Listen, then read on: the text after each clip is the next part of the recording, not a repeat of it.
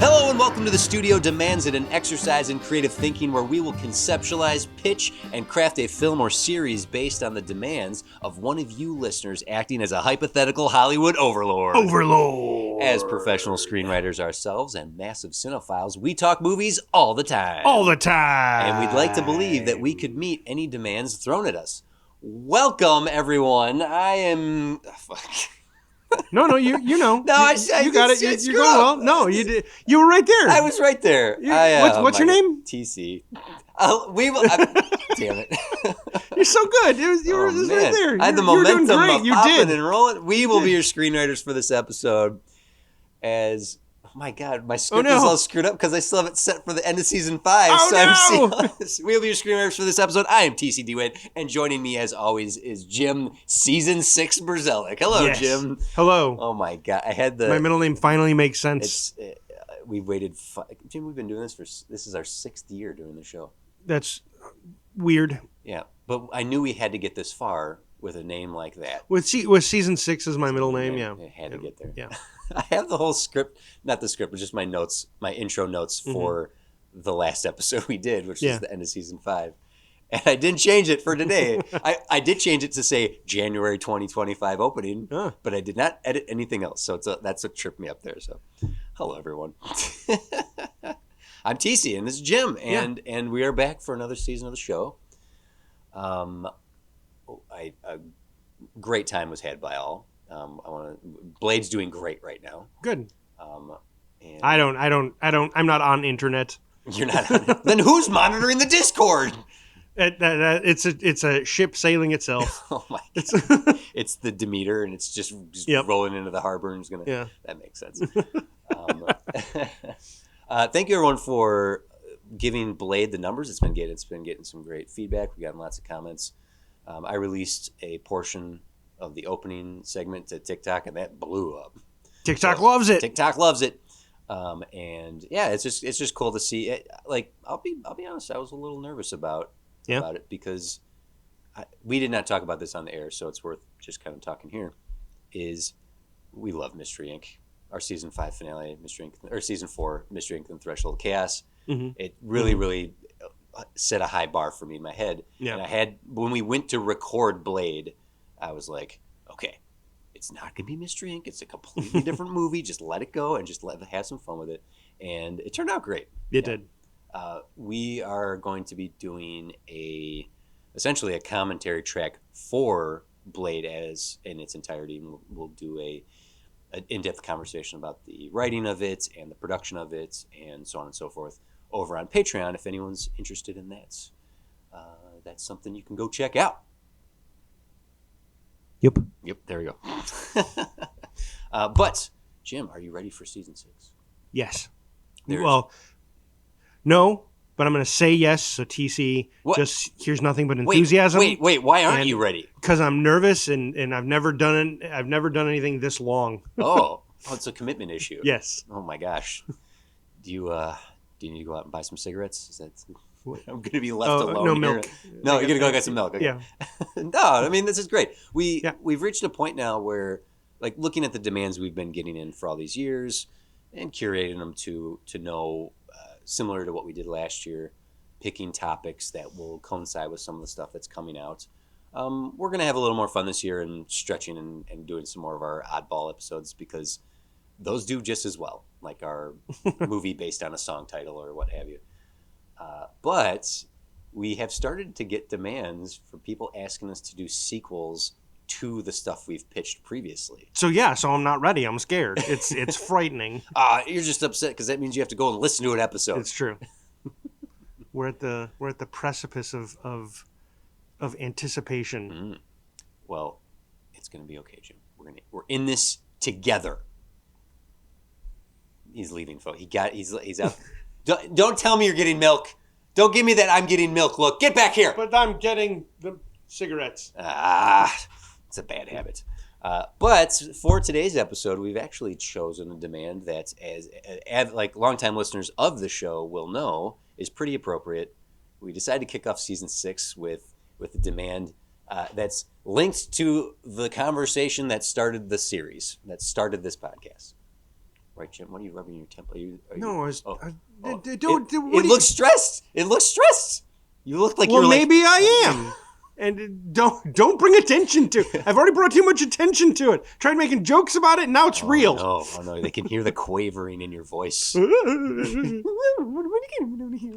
Anyway, Jim, our listeners have given us demands from studios literally all over the world. Whoa. And you, listening right now, you can send us any demand you like, and we will have to meet it right here on the spots. We literally pull it out of a hat, we open up the paper. Mm-hmm. That's the sound of paper. We've received all of your slips of paper. Yes, yeah, and we put them in a big tumbler.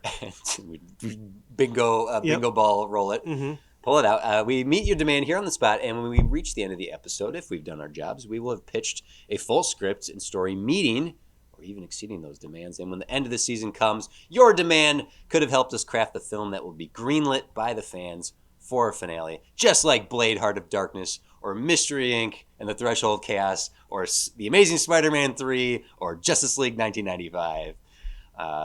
So yes, thank you to everyone who has submitted. Please keep them coming. Today's demand comes from Nicole at SETI Alpha 5. SETI Alpha 5 Studios. Is that a Wrath of Khan reference? Oh. Do you not get it? No, I don't get that reference. Okay. I'm a bad person. I'm gonna stick a little eel in your ear, and it's gonna wrap around your brain, and I'm gonna be able to control you. Yeah, I get that reference. Kill him, Terrell. Okay. Was it an eel? I thought it was more of like a slug. It's like a slug, but they called them eels. Oh, did they? Canonically, they're called. Yeah. They looked like there's actually a weird fish that it looks like, but it looked like a combination of a slug and an earwig. They're called SETI eels. Like that's what they're called. They don't look like eels. Eels, I think, are like water snakes. But search for extraterrestrial intelligence eels. No, it's the EEEL. Extra. Look out! Slugs. Yeah. Nicole is waiting to hear a demand. Read on the air. Here we go. The likelihood of a final film in the Chris Pine Kelvinverse is slimmer and slimmer, but not impossible. The success of Strange New Worlds and the final season of Picard, good specification, suggests that there are plenty of more worlds to seek out. But what is a story worth putting on the big screen? The studio demands that Chris Pine's Captain Kirk take a final voyage, but with this idea in mind. Continue the Kelvinverse beyond Kirk, but do not just bring together the TNG characters and do it all over again. Before it became clear that there would not be another Next Generation movie after Nemesis and the Kelvin Timeline began, Brett Spiner, Data, made his own last-ditch effort to continue the TNG franchise by pitching what he envisioned as a Justice League of Star Trek. A movie that would have united an all-star lineup of popular Trek heroes from across the various movies and shows. Spiner and writer John Logan developed a story where Picard would assemble characters from all the various shows to combat a threat no single generation could have faced alone. Pine is your protagonist. Use this idea as inspiration. Boldly go, gentlemen. Thank you, Nicole and SETI Alpha 5 Studios. Jim. A demand has been put on the table to get one more Chris Pine Captain Kirk Star Trek movie. Okay. And Nicole has offered up an idea that Brett Spiner, of all people, offered up and tried to develop. An all-star, it's sort of what Picard did, right? Because Picard had 7 and 9 from Voyager, Raffi and from Picard season 1 and 2, and then the TNG folk, right? Yeah. I didn't see all of the last season of Picard. It's the only good one. It's the only good one worth watching. That's okay. I saw. I was it the third season where Riker had pizza ovens? No, that was season 2. Yeah. In the future, I don't think I've started season 3. Okay, it's very good. It is quite good. Okay. There's a point in the third season where it's important to me. Yeah. Do the pizza ovens come back? They are a central key, pivotal non-entity. That's all I needed to know. It's in the hearts of Riker the entire time. Wait, they put a stone fire pizza oven in his body? They shrunk it down and put it in, and it's like a Oh, valve. so he can like make pizzas on the go? He opens his mouth and they shoot out of him like a Ninja Turtle toy. Where are we? We're in Star Trek. Oh my God. There's a moment in Picard season 3 where they say, the Borg, we haven't had contact with the Borg in decades or whatever, when literally the previous season that was the main antagonist.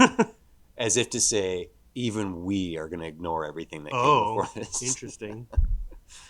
Okay, so we're being asked to do a Chris Pine. Mm-hmm. Now, there's been more than one development on here. Crossing the multiverse of Star Trek. I love Star Trek. Mm-hmm. I've recounted the tale before. I did not know I was a Trekkie until I was in Star Trek Into Darkness, watching people enjoying the movie and being mad at that. And that's when I was like, oh shit. I should have realized I was a Trekkie before that, because when I was in 6th grade, I wrote fan fiction where I was a captain in Star Trek. Yeah. I actually lost my thread here. The Pine. Okay, I know. There has been development on multiple movies in the Kelvinverse. At one point, Tarantino pitched a movie that he would direct. His 10th movie in the end of his career would be the 4th Chris Pine. And that was supposed to be a Kelvinverse movie? Yeah. Okay. He was going to bring back the cast. It would have been the 4th Chris Pine, Zachary Quinto, so on and so forth movie. And then that obviously didn't happen. At least doesn't seem like it's going to happen. Mm-hmm. They were developing... One that got furthest along, I seem to recall, was they were going to bring Chris Hemsworth back, because he played George Kirk, and have a time travel scenario where Kirk and his dad would have to team up or fight or something like that. Sure. Time travel plays more a part in Star Trek than I think it should. I agree. It's a big turnoff for me for Star Trek. Star Trek turns me on in so many ways. Ooh, I can see it. He's taking his sweater off, folks. But then we start getting into time travel, and it cools the whole situation down for me. It's not to say that the time travel stuff hasn't yielded some really great results in Star Trek. All the way back to TOS, there's the... it's entirely responsible for the Kelvinverse. Yeah.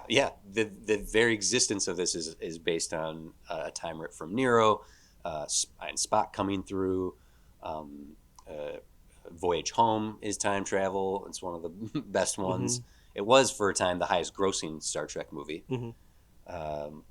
The City on the Edge of Forever, which is one of the original series episodes, is one of the best. Harlan Ellison wrote that episode, and it's incredible. It's a great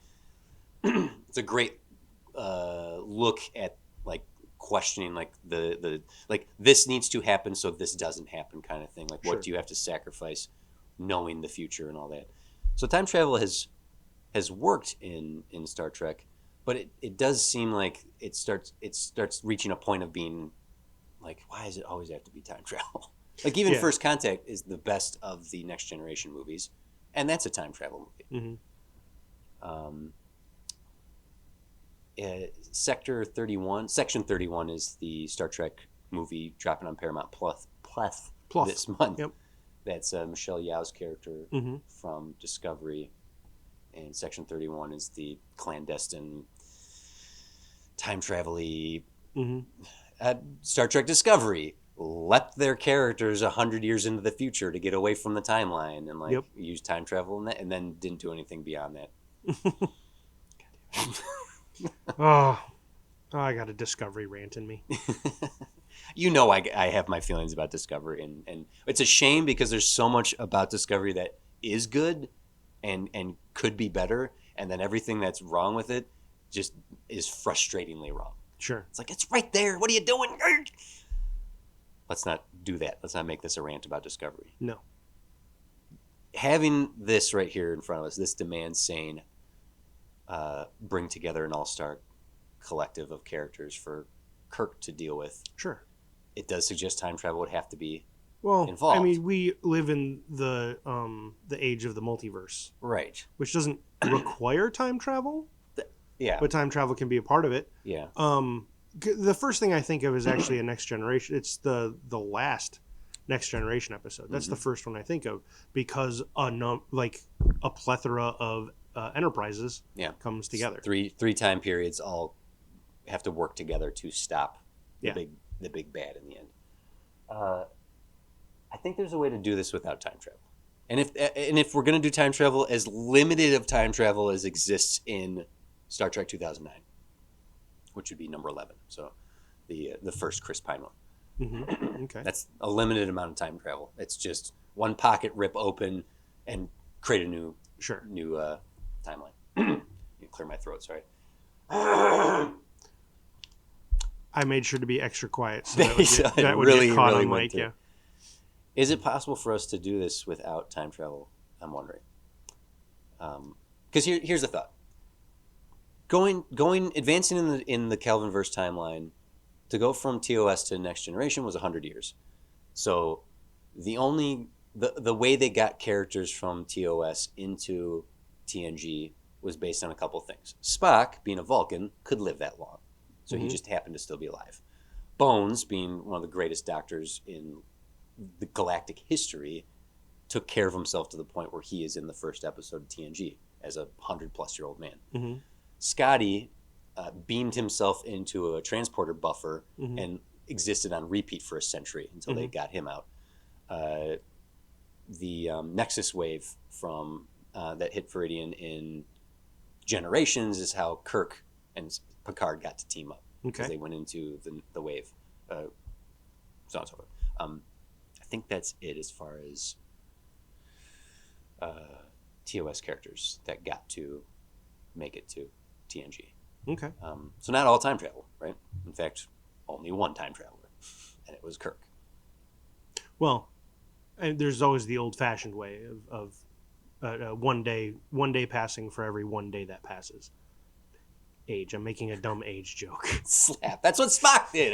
Yes. Yeah. Yes. Spock and Bones did that. Yes. Now let's take Pine out of the equation for a second here, because if the idea is, or the demand is, to get to TNG's characters and continue the Kelvinverse with them, that was not the demand. Well, no, it didn't say don't jump to Next Generation, but pass the torch. Right. Putting on the big screen. The Final Voyage idea is do not just bring the TNG characters before. Okay. Here's a thought, because I think we could use the TNG characters. We could soft, reboot. I don't know if that's the right word. Extend the Kelvinverse and hand it off to Picard and the gang and anyone else we want. TNG, Deep Space Nine, and Voyager all exist at the same time. All those characters exist at the same time. Mm-hmm. So we could use the idea that Brett Spiner and this John Logan developed, which is the Rogues Gallery of Trek characters. Sure. We could potentially put together a cast using TNG, Voyager, and Deep Space Nine, not bringing back those actors, like recasting just like they did in 2009, and have our choices of our favorite characters from those three series, put together a crew that somehow involves Pine's crew, Kirk. Again, maybe I'm misunderstanding. Did it not say do not jump to the Next Generation characters? No, it says do not just bring together the TNG characters and do it all over again. I'm interpreting that as don't just put Pine aside, go to TNG, and just start from there. Oh, it's Picard and Riker and Troy and Worf and Data. That's how I'm interpreting that. Okay. Don't just bring together. And particularly because we just had Picard Season 3, brought all those characters back together anyway. I wouldn't want to just reboot TNG. Okay. And I think that's what Nicole here is saying. Don't just, I wish she would have worded it that way, but don't just reboot TNG is how I'm reading this. Okay.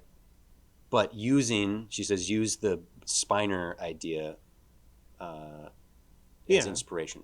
Okay. So I'm sort of putting the two together, saying like, can we draw our favorite characters or great characters from all those three shows, put a crew together that teams up with Chris Pine. Sure. Okay. Because alternatively, which I think you were leaning towards, was actually do bring back all those actors? And like, what were you thinking? Heroes of Tomorrow in Star Trek. Like the DC Legends of Tomorrow. Legends of Tomorrow. Yeah. Would you actually bring together those actors? That was my initial thought. I hate to be ageist, but all the actors of TNG and Voyager and Deep Space Nine are 50 plus years old. Yeah. Even Wesley Crusher at this point. Yep. I'm being ageist by suggesting this, but I don't know if that's the right way to build a film, is to have a bunch of old people running around. I'm sorry to say it. I sound like an ass. I'm sorry. Look, yeah. If there's anything the last decade of sequels have taught me, it's that people love seeing geriatric versions of their heroes come back to throw one last punch. Oh, God. It's not the miles, it's the years, honey. Don't get me wrong. I love Indiana Jones. Top Gun Maverick proved the exception to be like, oh no, you can. You know whose fault all of that is? Whose fault is it? It's Liam Neeson. Damn it, Liam Neeson. with his 80 Taken movies. He just somehow. Come on, guys! I just want to talk about basketball. That's a real deep cut reference to the first Taken, Jim. Yeah. Okay, let's set this aside for a second, and let's just focus in specifically on Chris Pine and what we've gotten from those three films. Okay. So in 2009, we got the young, brash, upstart Captain Ensign Kirk, who is promoted to captain by the end of the movie. His first name's Ensign? Ensign James T. Kirk. I didn't realize that. He was destined to never get promoted. God, I just had a core memory unlock moment. Yeah. On the show Family Matters, Carl Winslow was a cop. Yeah. And his boss was Lieutenant something. And they had like a stakeout, and Carl was like, I don't really know, like, what's your first name? And he's like, Lieutenant. He's like, your first name's Lieutenant? Yeah. Whenever I get promoted, I legally change my name to my rank. Stupid that I remember. So stupid that I remember that. 2009, we kicked off like a young, cool, super kinetic J.J. Abrams style, like lights very, shining in her eyes the whole time. We don't have time to think about the logic of this. Let's get to the next thing. And it was fun and cool. Like I think that 2009 one is a great example of how to truly inject new life into a franchise. So literally an adrenaline shot. Yeah, like that's your idea. Well, that's what the 2009 was. It was like, yeah. I mean, it's in the same. It's not the same ballpark of quality at all. Like Mad Max Fury Road is one of the best movies of the past decade, right? Okay. But that movie's, I remember seeing someone's review of it, was like, I sat down in the theater, someone grabbed me by the front of the shirt and shook me for 2 hours and then let me go. That's kind of how J.J. Abrams produced that 2009 Star Trek. Yeah. It's just boom, boom, boom, boom, boom. Action, action, action, move, move, move. It's cool, it's fun, it's dumb. And then we got Star Trek Into Darkness, which was that, but gritty. Mm-hmm. Spock is screaming and punching Khan in the face, and they foolishly tried to recreate Wrath of Khan, which they shouldn't have done. We can talk about that on the commentary track. Okay. And then that one critically didn't do so well, so there was a little bit of languishing before they got that third one out, which was Star Trek Beyond, and thank God Simon Pegg came along and wrote the damn thing and paid honor to what is and was for Star Trek. And Star Trek Beyond is a great Star Trek movie, but it was too little too late, because that movie did not do well enough that they continued on with this series, which is why we're here now. So just with that said, if you were to just do a fourth Chris Pine Star Trek, what would you do? Is there anything that springs to your mind? Because obviously this is something that I think about often. 2009 was when he was an ensign, when he was basically a 20-something. In real life, we are now in 2025. So we're 16 years later. Yeah. What's wild is he's only in his 30s? Right. In the beginning of Star Trek Beyond, Chris Pine is having a bit of a... they've been out on their mission. They're about to wrap it up. He's successfully been seeking new worlds and new lives and civilizations. But he's coming to terms with the fact that he is now a year older. It's his birthday, and he will now be a year older than his dad was when he died. And he's thinking about life and the time we have and legacy. It's a little odd for a 30-something-year-old to be thinking that, but it makes sense in the context of a man who lost his father and his entire existence his timeline was built upon that. A lot of destiny and fate and legacy is all addressed in there, and it's done appropriately so. So now that was in 2016. So we're 7 years after the fact. So now we're looking at a 40-something Kirk. Okay.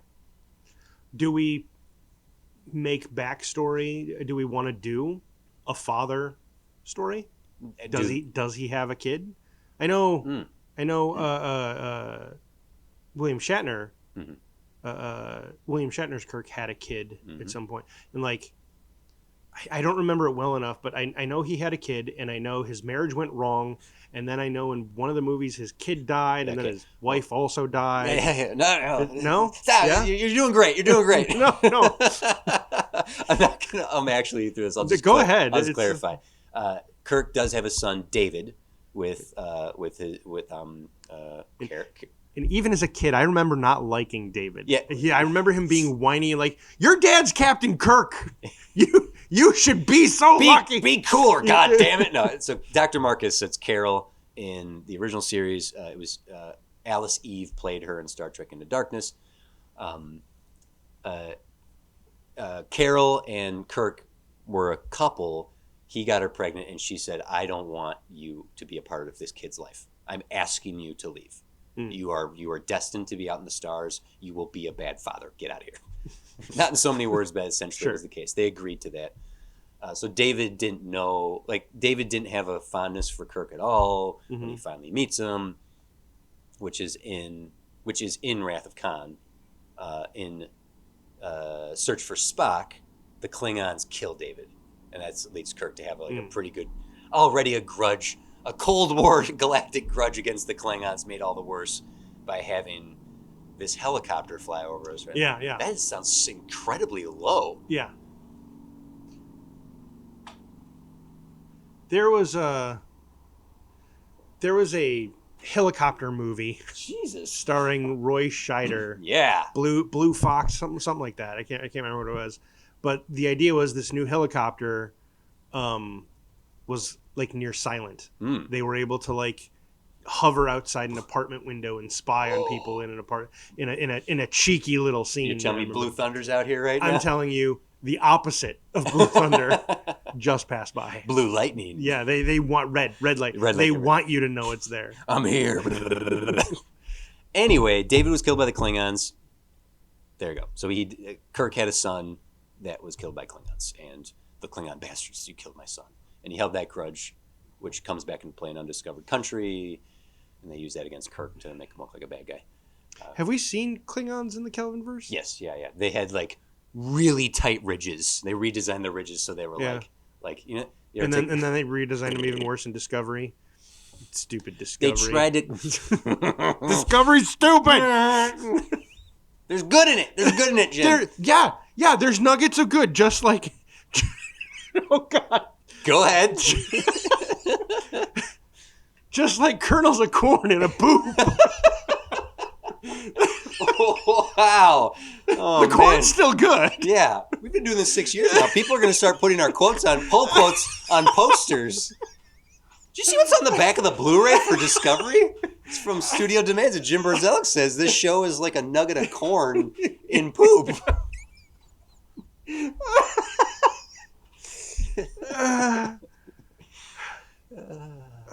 I said that, and it's recorded. That's going out all over the world. Anyway, I want to clarify. Yes, I don't eat poop corn. No, good. Oh, thank you. That was the thing that needed clarifying. It was. Anyway, yes, in the original canon, Kirk had a son, David Marcus, who was killed. In Strange New Worlds, Kirk has been introduced in the series. He's a recurring character in season 2. Carol Marcus has been mentioned that he's in a relationship with her. I believe the way they're structuring Strange New Worlds, it does exist in the TOS timeline. So they are fulfilling some destiny, which is a lot of what that show is about. And as much as we want to sit here and rag on Discovery for its fallacies, Strange New Worlds is perfection. It is 99% perfection. Your suggestion that we take Pine and his Kirk and potentially give him a father-son story? Yeah. Okay. Go on. That's it. Then the movie ends. That's it.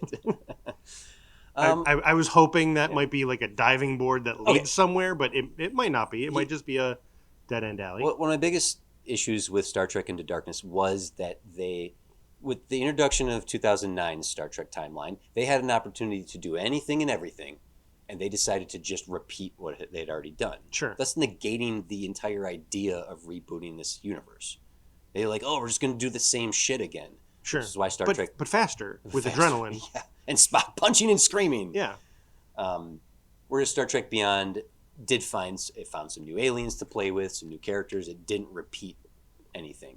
They found some cheeky references and with tribbles and whatnot. And that was fun. But it gave its own story to tell as opposed to just replicating something that had already been done. Yes, I did smirk. Yes, because I used the word replicate. Yep, you did. I was just gonna let that. People need to know what I did. Okay. That I was so proud of myself. So, what I would want to do with Kirk having a son is something new. I wouldn't just want to be like, oh, guess what? You have a son you didn't raise correct. Like you didn't know you were a bad dad. Now here's your son. He hates you. I wouldn't want to replicate. Damn it! wouldn't want to repeat that stuff. Sure. Well, I wouldn't want to do it the way Star Trek did because, right, his son was grown. I would probably make him an adolescent, middle school age, maybe high school. That might be too old, but middle school. Yeah. Is what I'm thinking. He's estranged. He doesn't know his dad. He doesn't resent him. He doesn't do anything like that. And maybe right. You said he already had his crisis of I'm older than my dad was, so maybe this is not the thing to go down. But I'm thinking Kirk is struggling with his career, and even pitch it, not pitch it, set it up so that Starfleet keeps saying, okay, Kirk, you have more. Like, I don't know if we'd want to go as far as to make him an admiral already, but like, you have a lot of responsibility here. A lot of Starfleet is sitting on your shoulders. You're not doing your 5-year exploration anymore. You're a career military man. We need a lot of stuff. We need this stuff from you. Yeah. Meanwhile, there's this kid he wants to be a father to because he never had a father. He had his uncle who loved Beastie Boys, but clearly he did not like him, and so he wants to be a better dad. Doesn't necessarily know how to be a better dad. Yeah. And then drama and action. Okay. I'm gonna throw something out because I kind of like what you're in a good realm here. I think that we could play with this. So I'm gonna throw a suggestion out here and tell me what you think of this. Based on the idea that the longevity of these characters in this future world can get us a Bones McCoy who's 100+ years old when TNG launches. Having a storyline that takes place in 2 different periods of time. We have what will ultimately be the final voyage of Kirk and the Starship Enterprise with his crew and this kid in one part of the story. The other part of the story, and I don't mean like first half of the movie, second half of the movie, I mean literally jumping narrative between 2, is the very adult son of Kirk, David, who has survived to the TNG era, interacting with the young Picard and what will ultimately be that crew.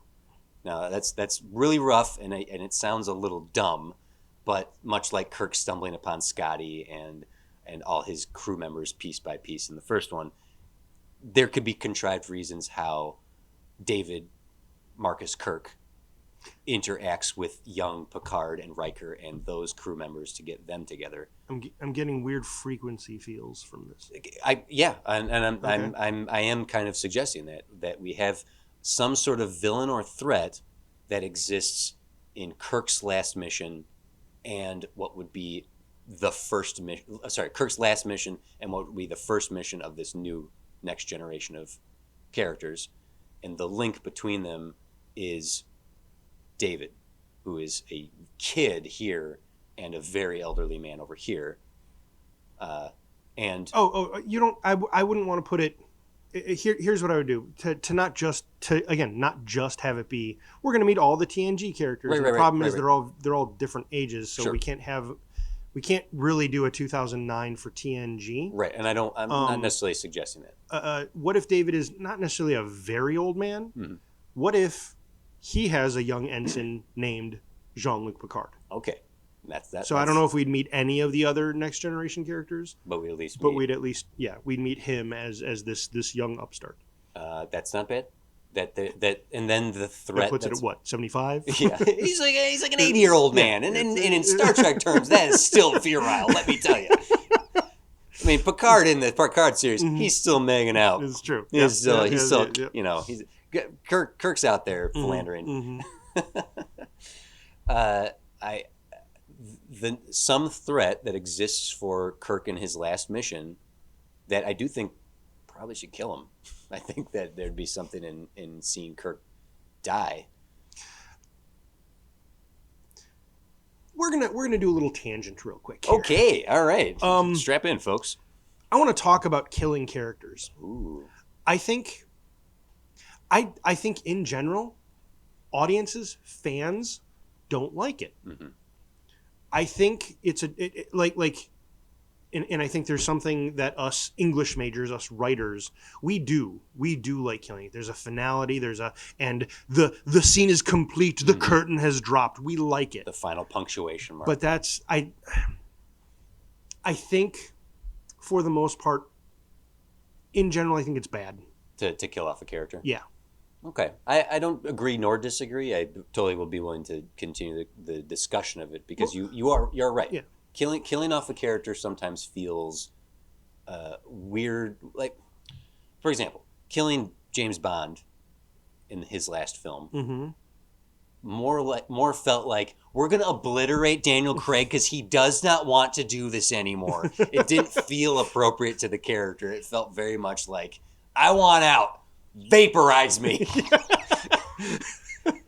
But like even thinking about something like Sherlock Holmes, people were so mad when he died at the waterfall. Yeah. Because people love the character, and it's a great ending. It's a great ending for that character. But that's so I feel killing Kirk.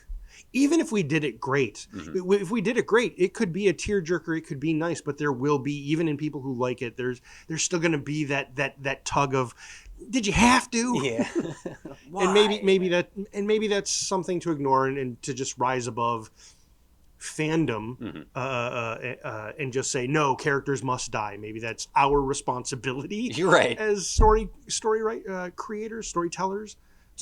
To counter the point, though, to not kill the character, the farewell of Kirk and of William Shatner and that group in Undiscovered Country is bittersweet and damn near perfect. Where Kirk is doing his final log, and he said it's time to hand this off to the next generation. And William Shatner delivers the line beautifully, and it's a farewell to these characters where they go, well, let's just do one more trip. We're just going to take a quick spin around. Sure. Like let's take one more zip out and zip back, and they zip off into the sunset, and none of them are killed. And it's beautiful. It's a beautiful farewell. I also thought of another reason that we shouldn't do that. Yeah. Kill a character. Kill Kirk. Kill Kirk. Okay. Is because it tells it, even if it's in the line of saving David, it still tells us he chose career over being a father. Ooh, yeah. Whereas if he lives, we can at least insinuate with some sort of denouement, some sort of epilogue, that he went on to be a father to this character. He said goodbye to. Okay, yes, I agree. We're not going to kill Kirk. There may be other characters that need to go that we could find sacrifices for, and I don't want to blow up the ship. Because that's another thing that they do one too many times where it's started to lose its effect. Sure. Where it's like, stop blowing up the Enterprise. It doesn't even matter anymore, damn it. In fact, I want that to be a line. The bad guys are shooting at it. Parts of it are getting blown off, and Kirk says, "Stop blowing up the Enterprise." Either him or Scotty. One of them's going to say it. Yeah, I agree. Let's not kill Kirk, because there's something really sweet about him walking away. Because essentially there is a death there, right? The death of Captain Kirk. He retires the title. Yeah, and I like that. And he's going to become father, dad. I'm just going to Jim Kirk. Just call me Jim. Yep. Captain, just call me Jim. That could be a line in the movie. Having him say goodbye to his career to focus on his child. Yeah, I think that's great. And having the risk of young David, like, I'm not saying he should be kidnapped by the villains by any means. Okay. There is a shorter, punchier, action-packed way to do this. Mm-hmm. Like that's still his his character arc that he's trying to do. He wants to get home to be a father. Mm-hmm. We fling Kirk into the future, so it's time travel, but it's the other way. He jumps forward. He's been thrown into the future, and he has to find a way back. Mm-hmm. So Kirk and maybe a full away team, maybe a bunch of the crew. Yeah, we can take Spock and her. They're all in this in the Kelvin TNG future, having to deal with and we can make the nods to in TNG, like, you're so and so, no, get us home and kind of do all that stuff.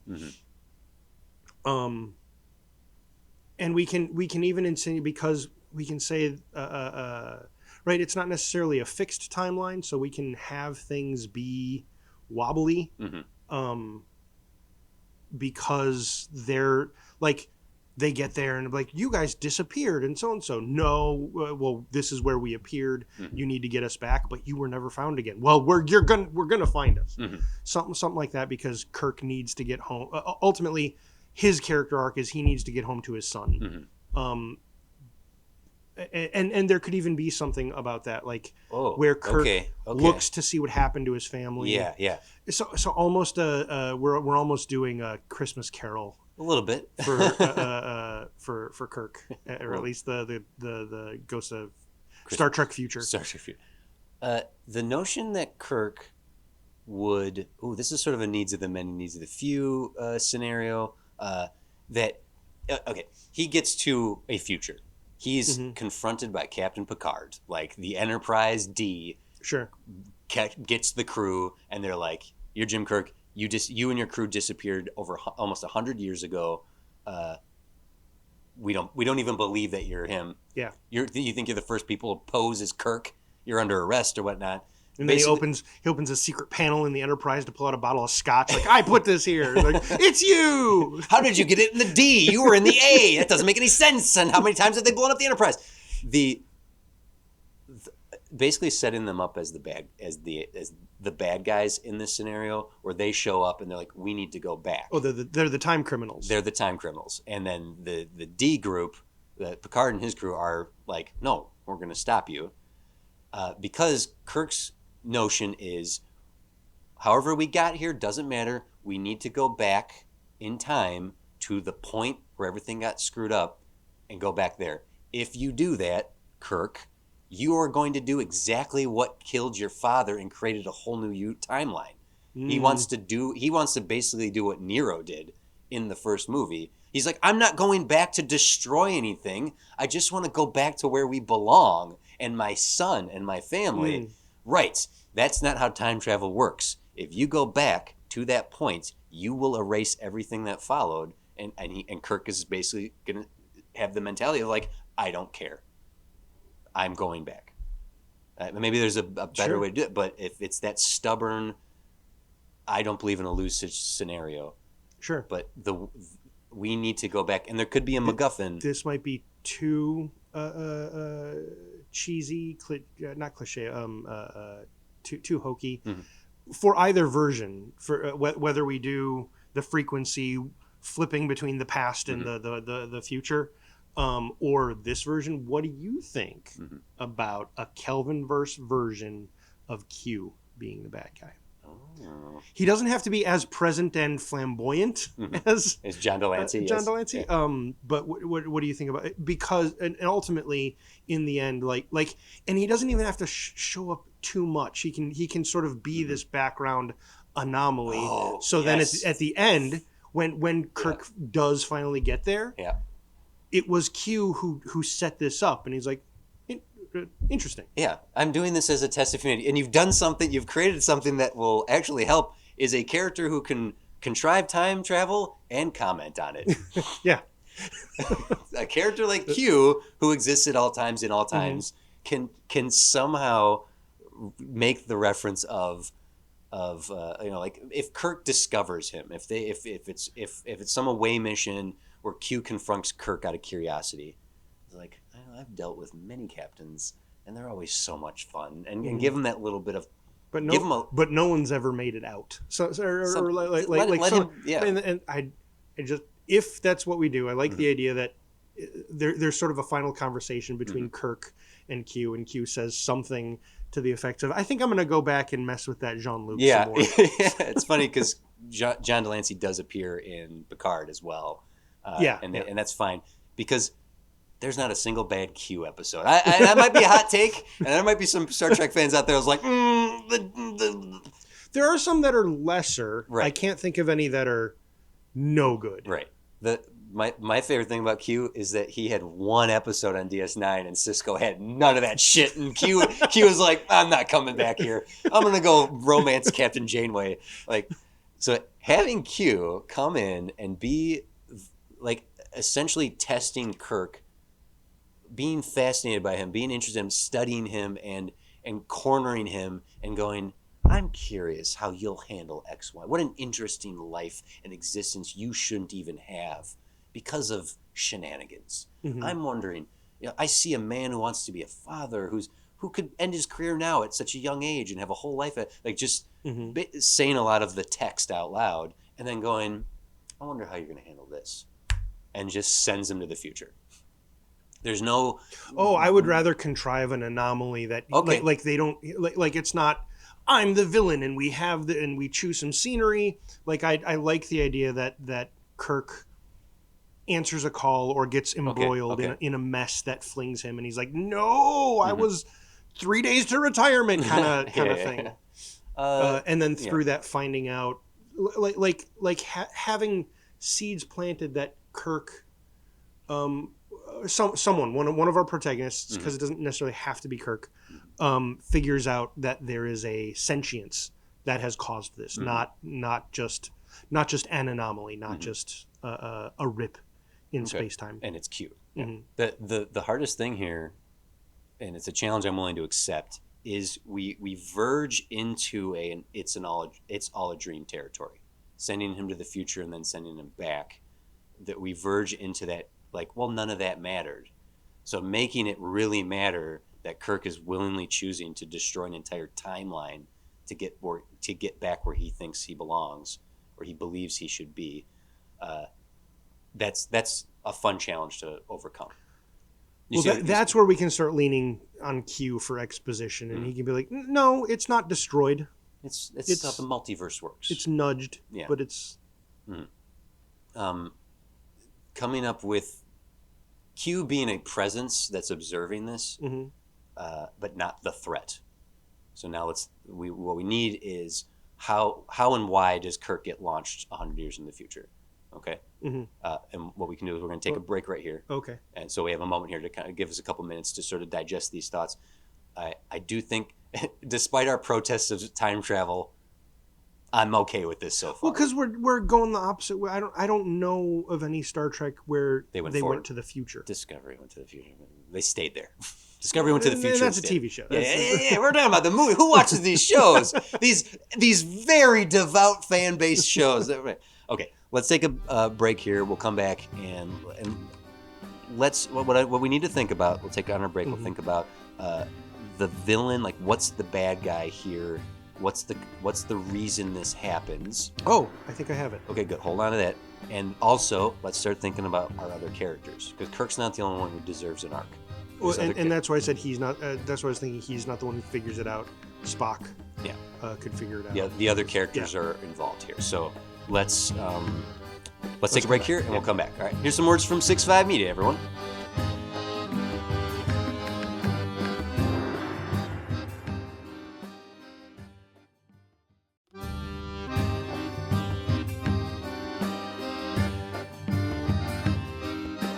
Well, and we're back.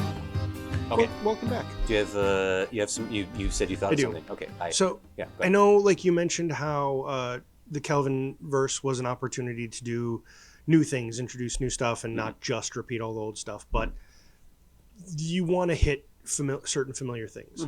I think Q ultimately is responsible for whatever the anomaly is, that the time tunnel essentially. What do you think about the idea of the borders with the Klingon Empire are getting hot? Okay. With Starfleet, and that's a reason Kirk, as a super captain or admiral or just captain, whatever rank he's captain. has to go out there. If one thing Kirk learns in every version of himself is he belongs in that chair, don't take him out of the ship. So. Okay. Well, but it might even be he was promoted out, but because war is starting up, he is like, nah, get me out there. Something like that. They did demote him in the original run of movies as well, where they got the admiral and then put him back. Like, your punishment is you're captain again. Here's a ship. But essentially he goes out there and chases a Klingon through it, or gets chased by a Klingon through it. So there's also a Klingon in the future. That's our bad guy.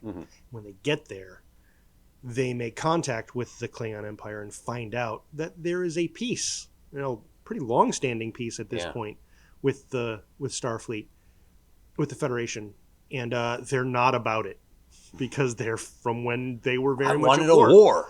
And so he's instigating war, like he's drumming up the Klingon Empire, like saying that like you've been put to sleep and I'm going to wake you up, and so they're doing that. So that's what they have to contest with in the future. Okay.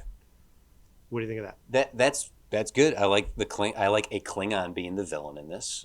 It does touch on some undiscovered country echoes because the idea in undiscovered country is the final peace treaty between Klingons and the Federation is going to be signed, and there's an assassination attempt that the Klingons perpetrate in order to keep the war going. Sure, and I feel like it's like an inversion of Nero in the 2009 one, where he came back in time and was like, murder them all, and this guy goes to the future where peace has been had. He's like, no, murder them all. Fight! There should be a war.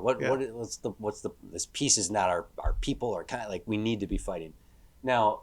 How do any of you die with honor? Oh, yeah. Right, that kind of thing. The question then is, why go back? Like, there's no agency for Kirk to go back now. But the agency is to get to his son. Right, okay, if that's the only reason. Like, if also, they don't belong there. Right. But if 100 years of peace has existed, what Kirk's risking by going back, and I'm just being devil's advocate here, by Kirk going back, he's risking that 100 years peace being erased. That the Klingon Empire and Starfleet have been fine for all these years. If he goes back, that timeline erases, and now it's up to, like, how do you maintain that? Well, I think that touches on what you were saying, right? So, Starfleet, the Picard, is like, no, we can't let you go back. Right. He would be the one voicing that jeopardizes the peace that we've had. Okay, good. Yeah. Like if you want to put the peace actually being on that event where this Klingon ship and this Federation ship disappeared, and they're like, that's weird. Let's be friends now. Yeah. I that feels a little too linchpinny. But we can do that. The thing is, I think what that does is that does what you wanted. Is that's where it pits Picard and crew against Kirk. Yeah. Yes. So you've addressed what I was asking. It does make Kirk's choice rather selfish. Spock even being like, logically, Picard is right. We shouldn't go back. We're risking everything. And Kirk's like, no. But what if we promise? The future is not written, and our future. This isn't our future. Like, there can be some moral quandaries happening here, which whether Q's involved or not is something that'd be very deeply fascinating to him. Mm-hmm.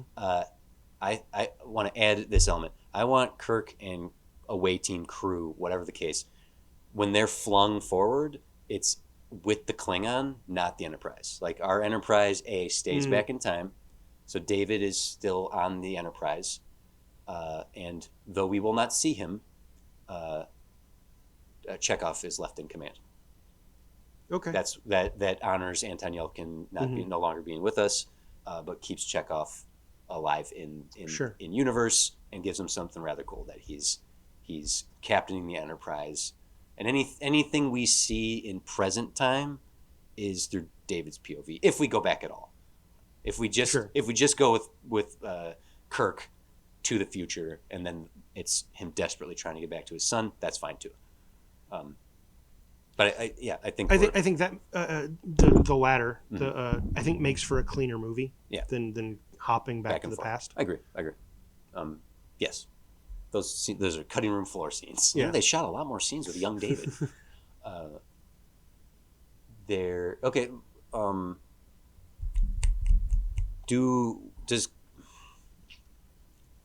What's the final, like, does Kirk finally make the decision to go back because David's dead?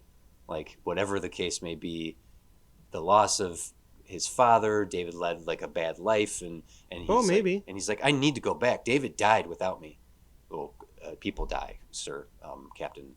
You don't know you being back there won't stop him from joining Starfleet, from experiencing that war or anything. He's like, I don't care. I'm going back, and I need to go back. That I think that's motivation enough, and deals with the consequences of choosing one life over multitudes. Mm-hmm. And it's kind of, I think there's a kind of does Q being kind of a cavalier and like, nah, don't worry about it. You didn't erase timelines. Does that undercut? Well, I like Q being involved as it is right now. He doesn't need to be. I don't see it necessarily a reason why Q needs to be involved unless he's the. To me, that he's the cause of the anomaly. Okay. He is the impetus for the whole thing. Is it kind of like in Demolition Man when Wesley Snipes wakes up and he's been programmed to be like a super terrorist? There was the actual puppet master orchestrated the whole thing. Yeah. Q. It's a weird reference for you to do, but yeah. Q's bad. He's so puckishly bad. I mean, he is. Yeah, he always has been. He's just mixing it up. I know. He's one of the best villains. Yeah. He might be the best villain. Okay. I like this. And I think what's fun is pitting Kirk against Picard, and neither of them are bad. They're antagonistic to each other. From their own perspective, from Picard's perspective, Kirk is being incredibly selfish. Yes, yeah, he is a villain. Yeah. To Picard, Kirk, he's doing exactly what Nero did. That could be dialogue. You can call him out on it. Yeah, you are doing what the man who killed your father punch. Oh shit! Kirk punching Picard? Yes, please. Hell yeah! The two completely different philosophies of how they captain. Because Picard is a company man. Picard is objectively the best. The Picard series aside, Picard through TNG as a series is the best Starfleet captain because he is so by the book, and bends the rules when absolutely necessary. Whereas Kirk was at the forefront of developing Starfleet, so he was such a cowboy that a lot of the things he was choosing to do made the rules that they had to follow. Sure. Putting those two against each other could be a lot of fun. And then even if in the end Picard decides to let Kirk go, to finally see it his way, some sort of confrontation where it's the two of them and our Klingon enemy, and Kirk even being not going so far as like, I'm not killing this guy, I'm bringing him back. That could be something too, to not kill the Klingon, to like drag his ass back to the 23rd century and face justice for sanctions. Yeah. Or no, that's not what it would be. Sanctions is what you put on a whatever. Yeah. For punishment. For crimes. Space crimes. And on that trip back when they finally have that's the question. They slingshot around the sun. Style. My thought is they go back through the time tunnel.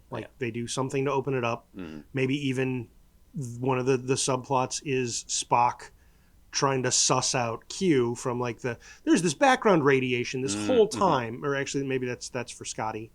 There's this background radiation. It's moving. It's moving in a peculiar way. The person who we've never seen interact with Q, who would have the most interesting confrontation with him, is Spock. Sure. And having some echoes to Star Trek: The Motion Picture, where Spock speaks to V'ger, there's some fun echoes of callbacks in there. I think to have Spock be the one who susses out Q and be like, you're one of the most fun ones. I've been avoiding you, if I'm being honest. The thinking of the other characters now. So the Uhura, Scotty, Bones, and Sulu. And I really want to include. I don't remember his name. Deep Roy. Oh, of course, he's Scotty's buddy. Yeah. Get down from there.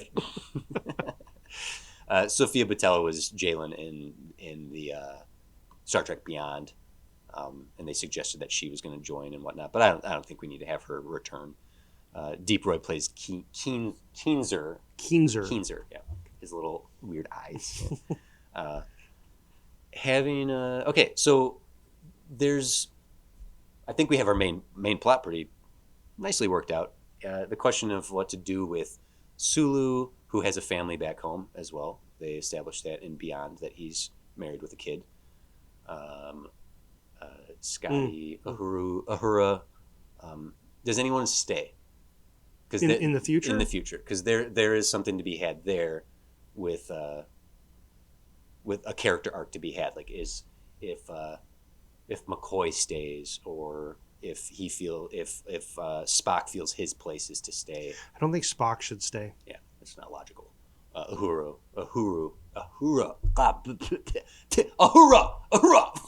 Yeah. I'll just call her Nyota.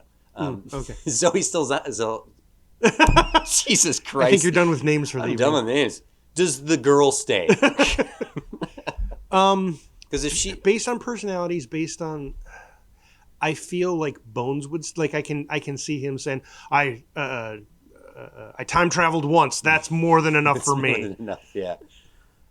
Giving him to complete the circle. Mm-hmm. When Bones joined Starfleet, he did it because his wife left him, and all she left him was his bones. If he falls in love in some capacity, Dr. Crusher's a widow. Just saying. How dare you take that ship away from Picard? Imagine Carl Urban just going in a love triangle. Wait, so in the Kelvin verse, is Bones McCoy Wesley Crusher's dad? Yeah. No, Jack Crusher is still can still be a character. But I think there's something interesting in that of Bones. We could create an arc for him of why he would stay behind, even if it's a matter of someone has to sacrifice themselves to stay behind. Like, I'll keep this thing. Scotty makes sense too. And if anyone in Star Trek in that cast is willingly going to stick around to make cameos and everything else, it's Simon Pegg. It is going to be Simon Pegg. So it's probably Scotty, the one that needs to stay behind. You're right. Here we go. You've done it. Him and Geordie LaForge just becoming friends, and sure. that happened on TNG anyway. Yep. So okay, yeah. So Scotty stays behind. Uhura and Bones. Well, so based on what was set up in the previous movies, Uhura wouldn't stay behind because, basically, are you wanting to break up the couple of... They broke up. Spock and Uhura broke up. Did they? Yeah. I don't remember that. They're done. Okay. Yeah. There's a whole deep subtextual conversation I can have about that, but I'm not going to. They broke up. They're not a thing anymore. Gotcha. I'd like to see, for the legacy of Uhura as a character, to see her become a captain. Like, I'm not saying it needs to happen in this movie, but it could be suggested. Like, her destiny even could be, if Kirk's discussing leaving, and he's been given the task of, when this mission is over, you can pick your successor. It could be that's who he believes is right. So putting her in a leadership role that proves she's the one who should be the captain of the Enterprise going forward, I think there's some fun to be had in it. Sure. Don't do it. Don't make a Michael burn. Don't burn Michael by saying Uhura would be a better captain than her. Well, I mean, now you said it. I didn't. I held myself back from doing it. Oh, okay. There's something in that, I think, having because something that always strikes me when I go back and watch the original movies is pretty much all of Nichelle Nichols' lines are, "Can you hear me? Hello? Hello? I can't get through. Hello? This is the Enterprise. Hello?" It's like, give this woman more to do. For Christ's sake, she's an icon. She did a fan dance. Hell yeah. Hell yeah. That can be suggested of Zoe Saldana. Like, do a fan dance and distract him.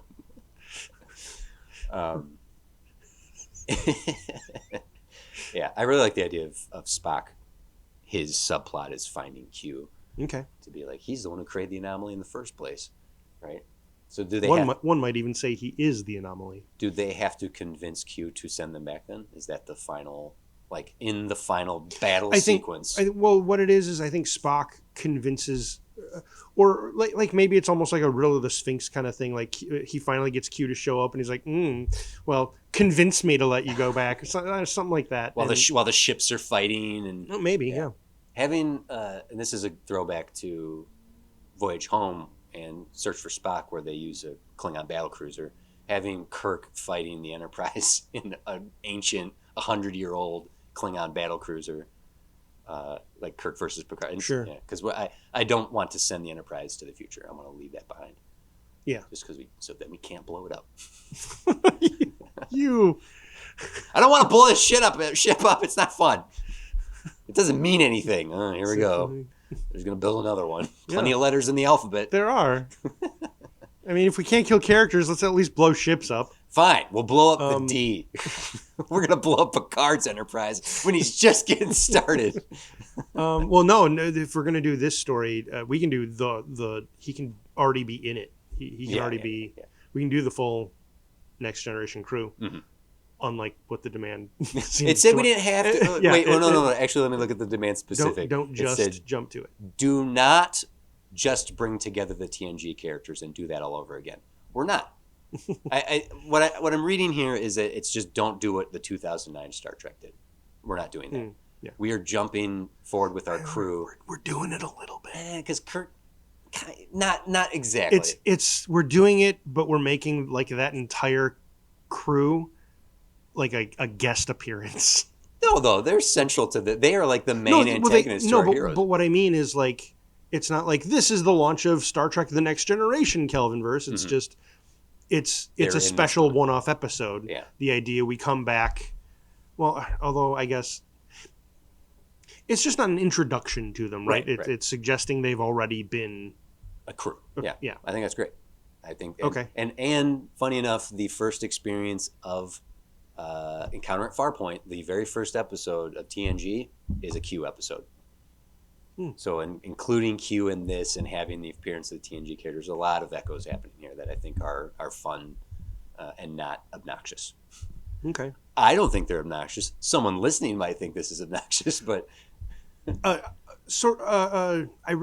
I'm thinking. I don't think it was specifically said in the demand to craft a movie to allow the franchise to necessarily continue. Yeah. Because I think what we're doing, we're kind of having our cake and eating it too. To me, that's how cake works.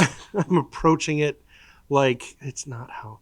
Yeah. I'm approaching it like this is the final one. Mm-hmm. But also, I feel like we planted enough seeds that you could continue. The studio demands that Chris Pine's Captain Kirk take on a final voyage. But with this idea in mind, continue the Kelvinverse beyond Kirk. That is the demand. See, that sounds like continue in the age they're in. Do a Saved by the Bell, the college years kind of thing. Well, no, even that would be the Next Generation. And it just sounds like continue in that age. We could.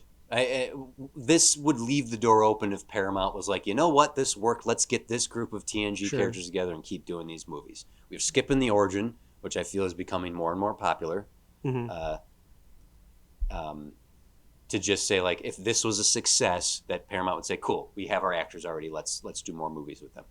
But if not, having an epilogue where we get to see one final moment with Picard and his crew, if maybe I've run Sure. I think maybe another thing I'd like to do to I wouldn't how to do it, because you're showing these characters for the first time. So how do you show them not being the sort of official ones? Right, like because Kirk and company are gonna go back in time, right, and the timeline will be changed. Mm-hmm. It'll be as I want Q to suggest. It's not erased; it's Mm-hmm. just nudged. Mm-hmm. So whatever they witnessed in the future, that's not actually how it is. Right. But we could, with the line of "it's not erased, it's nudged." Mm-hmm. However, Kirk ends with his final farewell right off into the sunset that's moment. that's actually a reason that no one should stay in the future. Because this whole thing was a Q experiment anyway. We can split hairs on that. And, Okay. I like the idea of Scotty staying, but well, we all, there would be a really fun gag of Scotty and Keenser mm-hmm. just pocketing as much technology as they can. Keenser's just stealing shit the whole time. Scotty's like, hey, be a little more subtle. That is a good idea. More subtle. Hey, don't do that. But then on the way back, because they're being sent back in time by a sentient being, mm-hmm. all the stuff on them just dissipates No. because Q knows better. Yeah. Okay, that does create an argument of why they shouldn't stay. But to my point of showing the nudge of having Kirk in his final moments, whether it's a photo finish kind of moment where we see the characters all together one last time with what could essentially be a photo, and they go off into the sunset with a fade out and a fade in back into Picard's office ready room, and there's some sort of plaque or image or hologram or item that shows that he is still the captain of the ship. There was some nudge in the timeline, but essentially everyone lived happily ever after. They didn't erase the timeline. Mm-hmm. There's some minor change, and even allowing a character to have consciousness of like, Captain, you okay? Yes. Like whatever the moment is just before Kirk arrives, if we replay that moment and it doesn't occur like it did in the movie, and having someone Picard having a moment of, I just had a strange feeling. What are sensor readings showing us? Nothing. The anomaly's gone, sir. All right, let's move on. That's not bad. I was thinking if there was something just different enough in this that way, if Paramount wanted to start a TNG, they actually could do an origin movie of the first day everyone gets on the Enterprise D or whatever. Yeah.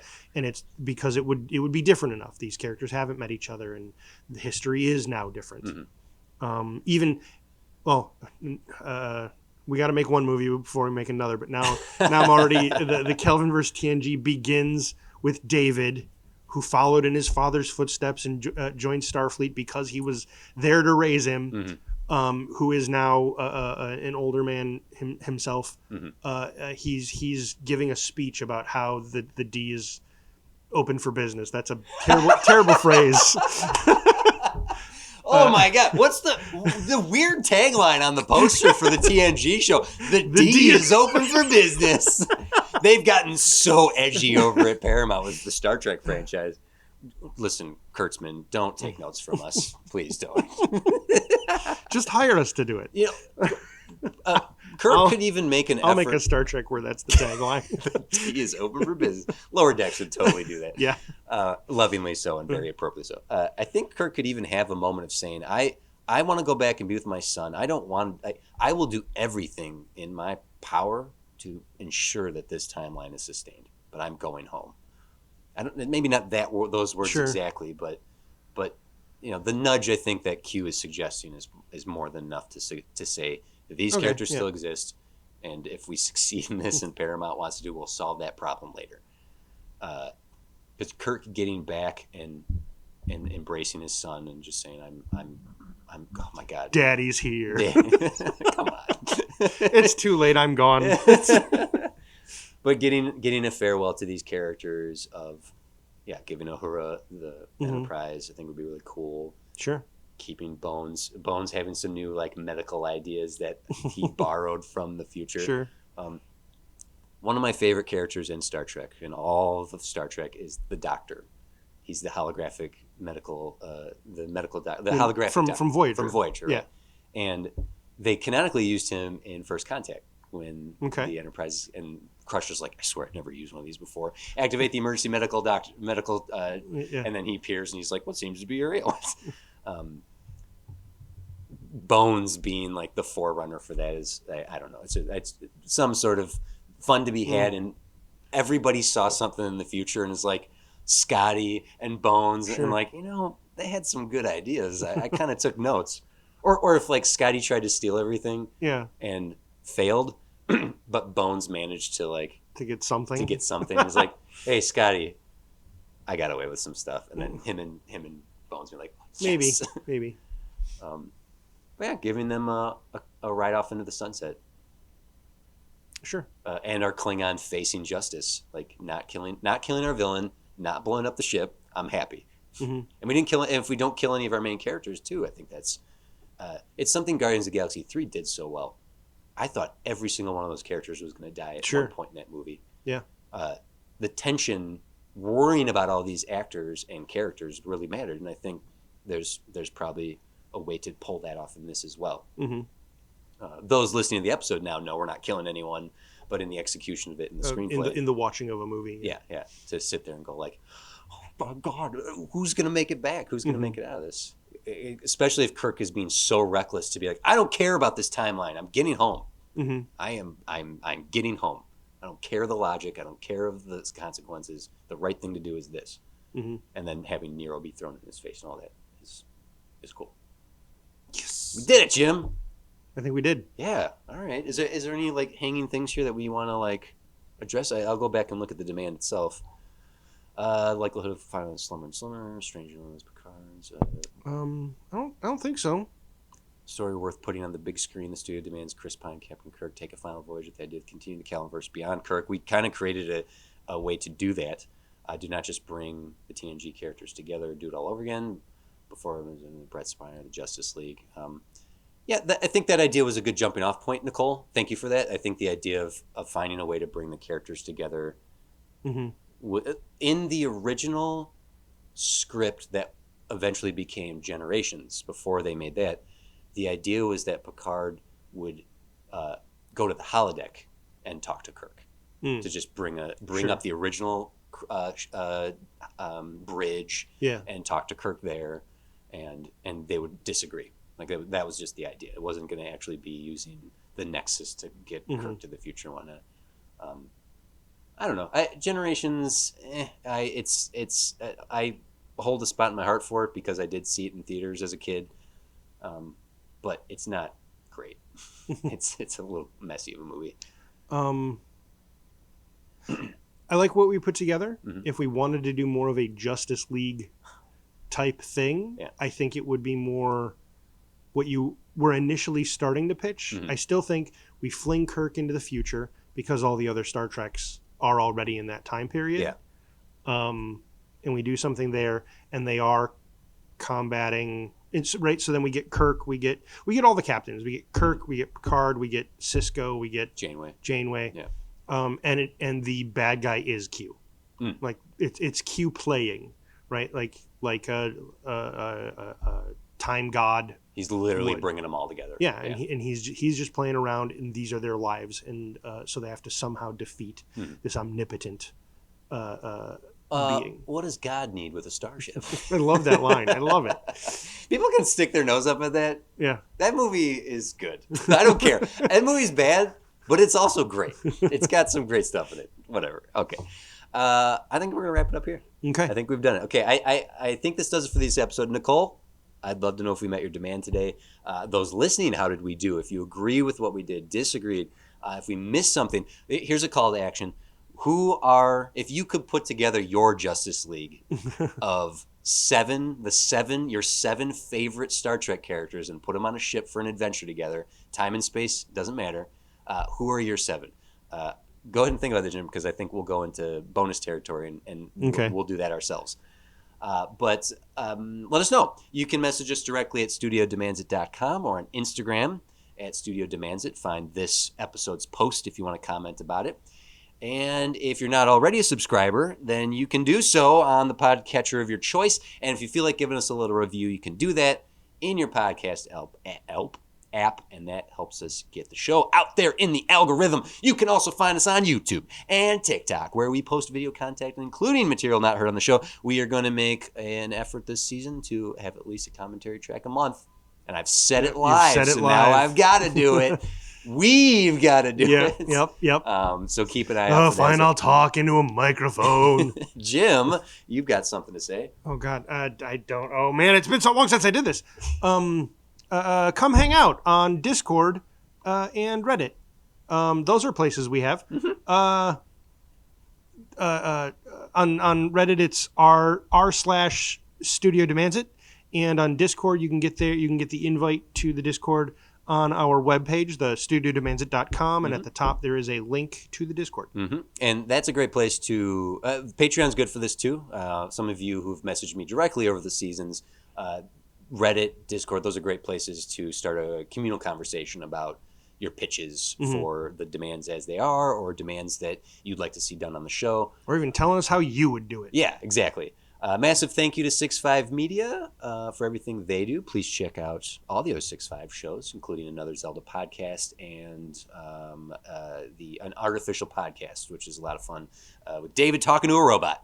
And as mentioned, we have a Patreon for a couple bucks a month. You can get episodes early, as well as extended double-length episodes where we have further conversations off mic. Well, they're on mic, but off episode. The commentary tracks, as mentioned. And you can also subscribe for free if you just want to show some love. And Jim, unless you have anything else to say, season 6 is off and flying, baby. Yeah. Who's your favorite Star Trek captain? I think it's Cisco. Yeah. But I never watched all of Deep Space Nine. I remember I watched like the first 2-3 seasons, and then life happened, and then I came back and I checked back in, and I wasn't so crazy about what was happening. So he might fall off. Yeah. Otherwise, so that I guess that's provisional. I don't know if that's right. Picard. Picard is the. It's hard to pick because they are all great. Archer, Janeway, Cisco, Kirk, Picard, and Pine. And every captain that's... Pike. Pike. Oh, my God. Yeah, Pike. Pike, freaking best hair in the universe. While Picard was baldly going to where no one had gone before, Captain Pike is just ripping it up with Anson Mount's beautiful locks. Yep.